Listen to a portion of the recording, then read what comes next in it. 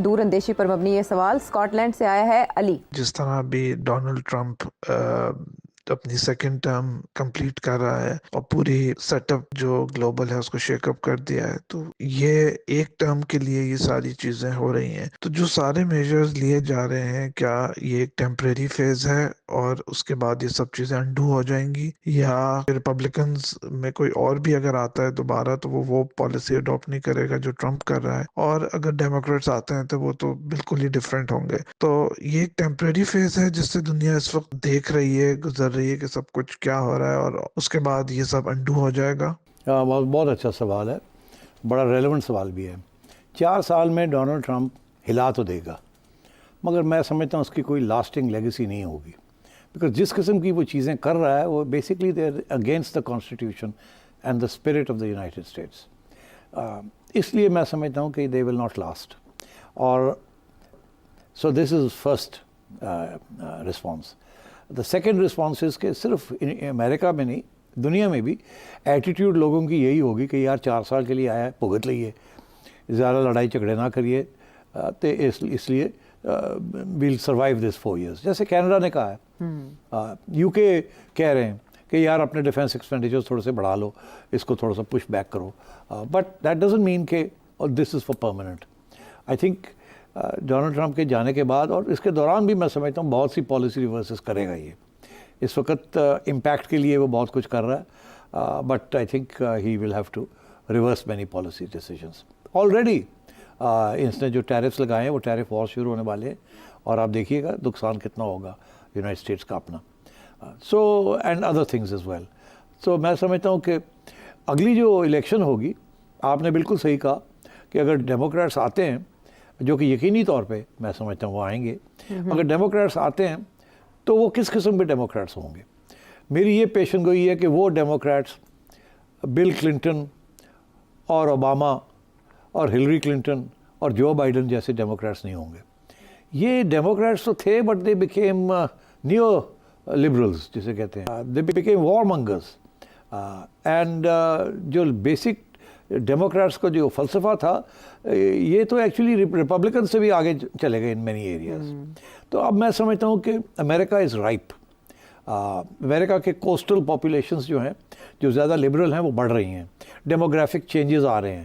میں سمجھ رہا ہوں کہ یہ جو اور جو انٹرنیٹ کے ذریعے بھی جو پرسیپشنز ہیں اور جو نالج ہے وہ بھی تبدیل ہو رہی ہے۔ یہ لاسٹ ہرا جسے کہتے ہیں، یہ ہے الٹرا رائٹ کا، کیونکہ جو بائیڈن اور نے بالکل سمجھیں آپ کہ بہت بری اس کی پریزیڈنسی تھی، ویری ڈس ایلوژنمنٹ اس نے کریٹ کی بہت زیادہ ڈیموکریٹس کے اندر بھی۔ سو اب جو اگلی جو ڈیموکریٹک آئے گی، they will have a new leadership, اور میری یہ پیشن گوئی ہے کہ وہ لیڈرشپ لیفٹ کی طرف ہوگی رادر دین دا رائٹ، جو کہ بائیڈن اینڈ کمپنی یہ سارے جو تھے وہ لیفٹ کی طرف ہوگی، اور it will be genuinely very an administration جو اگلی جنریشنز جو آ رہی ہیں، it will take their views into account. اور یہ جو سب کچھ ہوا ہے پیلسٹائن میں، اس کا جو بلو بیک امپیکٹ ہے، جو کہ اس وقت ریپریشن میں آپ کو نظر آ رہا ہے in America and in the rest of the world, اس کا بہت امپیکٹ ہوگا 4 years from now۔ People will take their revenge and people will vote against these very lobbies جنہوں نے یہ سب کچھ کیا ہے، and I think that will be on the left of the mainstream American politics. اور اگر Republicans میں سے کوئی آتا تو وہ تو یہ ٹو نہیں کرے گا نا، ڈیموکریٹس کا تو آپ نے بتایا۔ میں کہتا ہوں ریپبلکن سے آئے گا کوئی نہیں، this is the last hurrah of the Republicans, this is my view, I may be wrong, but then if you look at the demographic trends and the new ideologies that are now coming up, my sense is that America will bounce back.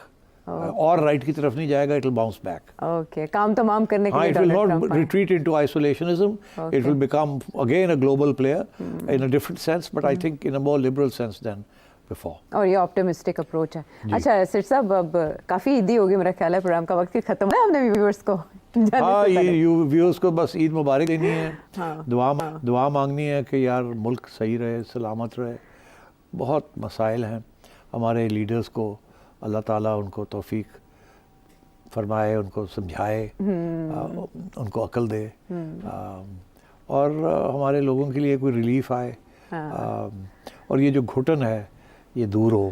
یہ گھٹن کے ساتھ تو کچھ بھی نہیں چلتا، اور یہ جو لمبے چوڑے وعدے کیے جا رہے ہیں ان کو ہمارے حکمران طبقہ نبھائے اور کچھ خوشحالی آئے, کچھ اسٹیبلٹی آئے, کچھ سرٹنٹی آئے, کچھ اکنامک گروتھ آئے, کچھ جابز آئیں, and so on. So my prayers are for the nation and for the people of this country. نہیں ہے اور کوئی سفارش نہیں ہونی اور کوئی رشتہ داری نہیں ہونی, تو اس وقت تک ایسے ہی ماحول رہے گا یہاں. جب ہمارے پاکستانی بھائی باہر جاتے ہیں تو وہاں کوئی سفارش نہیں چلتی, وہاں پولیس سب کے لیے ایک ہی ہے. اور اب تو انہوں نے ٹیکنالوجی استعمال کر رہے ہیں, کوئی بھی غلط کام ہو تو وہ کیمرہ پکڑ لیتا ہے اور اسی وقت آپ کا چلان ہو جاتا ہے. اب یہاں بھی آہستہ آہستہ یہ ہونا شروع ہو گیا ہے, مگر بڑے پیمانے پہ تو قانون کی بالادستی نہیں ہے. سارا وقت ہماری جو رولنگ کلاسز ہیں سب سے پہلے تو وہ قانون توڑتی ہیں. اگر وہ ٹیکس چوری کرتے ہیں تو قانون توڑتے ہیں, اگر وہ اور کوئی بڑے کرائم کرتے ہیں, منی لانڈرنگ کرتے ہیں تو کوئی, اگر وہ کک بیکس دیتے ہیں تو کوئی نہیں, اگر وہ رشتہ داروں کو پروموٹ کرتے ہیں تو کچھ نہیں, اینڈ سو آن. تو مسئلہ تو ہمارا ہے, جب ہمارے لوگ باہر جاتے ہیں تو وہاں they all have to obey the law. تو سب سے امپورٹنٹ بات تو یہ ہے. ایک اور بات بھی ہے, قانون کی بالادستی, جو بھی قانون ہو, اچھا ہو یا برا ہو, سخت ہو یا سافٹ ہو, وہ ڈکٹیٹرشپس میں زیادہ ہوتا ہے اور جمہوریت کے اندر کم ہی ہوتا ہے. جمہوریت کے اندر بہت سے ایونیوز ہوتے ہیں آپ کو اپیل کرنے کے, قانون کی بہت سی انٹرپریٹیشنز ہوتی ہیں. پوری ایک وکلا حضرات کی پروفیشن ہے جو گلٹی بھی ہیں ان کو بھی ڈیفینڈ کرتے ہیں. عدالتیں ہوتی ہیں, کتنے ہزاروں لاکھوں لوگوں کے کیسز جو ہیں وہ عدالتوں کے آگے ہر وقت ہوتے ہیں. اور عدالتیں جو ہے دے آر ناٹ, جسے کہتے ہیں امیکولیٹ نہیں ہوتی. تو میں سمجھتا ہوں کہ اس قسم کے مسائل ہیں ہمارے ملک میں جو کہ کچھ حد تک انڈیا میں بھی ہیں اور بھی تھرڈ ورلڈ کنٹریز میں ہیں. تو یہ جب تک یہ معاشرہ جو ہے یہ چینج نہیں ہوگا, ماحول چینج نہیں ہوگا, تو اس وقت تک آئی ایم سوری ہمارے لوگ یہاں قانون کو توڑیں گے اور باہر جا کے, کیونکہ چارہ نہیں ہے وہاں جا کے قانون کو اوبے کریں گے. انہیں پتہ ہے قانون کو نہیں اوبے کیا تو اوگ گئے. سعودی عربیہ میں تو وہ سر کاٹ دیتے ہیں آپ کا, یو اے ای وغیرہ میں آپ کو ڈپورٹ کر دیتے ہیں. چھوٹی سی بھی بات ہو, یہ وہاں تو یہ یو اے ای والے تو کہتے ہیں کہ آپ گاڑی کے بونٹ کے اوپر اپنا آئی فون چھوڑ دیں, بس بازار میں چلے جائیں شاپنگ کرنے اور واپس آئیں گے تو وہ آئی فون وہیں کا وہیں پڑا ہوگا. یہ ہے وہاں کا اصول. ابھی حال ہی میں دبئی میں تھا اور میرا آئی فون اپنے ہوٹل کمرے میں رہ گیا, اور مجھے 2 دن کے جو میرا ایڈیشنل آئی فون تھا ایک میں نے دبئی کے لیے لیا ہوا تھا, تو جب میں واپس آیا تو 2 دن کے بعد مجھے یاد آیا کہ وہ میرا فون کہاں ہے. تو ڈھونڈ کے میں نے جب ٹریس کیا تو پتہ چلا کہ وہ دبئی میں ہی ہوٹل میں رہ گیا. آپ یقین کریں میں نے ہوٹل کو لکھا اور کہا کہ اس دن میں وہاں تھا اور میرا آئی فون رہ گیا تھا میرے کمرے میں, ذرا ڈھونڈ دیں. فوراً جواب آ گیا کہ آپ بتائیں اس کا کوڈ کیا ہے, اور ہم آپ کا آئی فون ہم نے ڈھونڈ لیا, ہمیں مل گیا ہے. تو مطلب یہ اس قسم کی صورت حال ہے. اگر وہ آئی فون نہ ملتا تو وہ جو لوگ تھے جنہوں نے کمرہ صاف کرنا تھا ان سب کی چھٹی ہو جانی تھی. انہوں نے یہ نہیں دیکھنا تھا کس نے اٹھایا یا کس نے نہیں اٹھایا, انہوں نے 4 لوگوں کی چھٹی کرا دینی تھی. تو اس میں سے 3 نے پھر بتا دینا تھا نا کہ ہم نے نہیں کیا, چوتھے نے مان جانی تھی بات.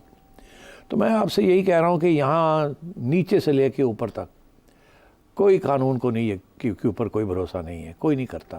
اسی لیے ہماری جو انصاف کا جو پیغام ہے وہ عمران خان نے اس کو اٹھایا ہے.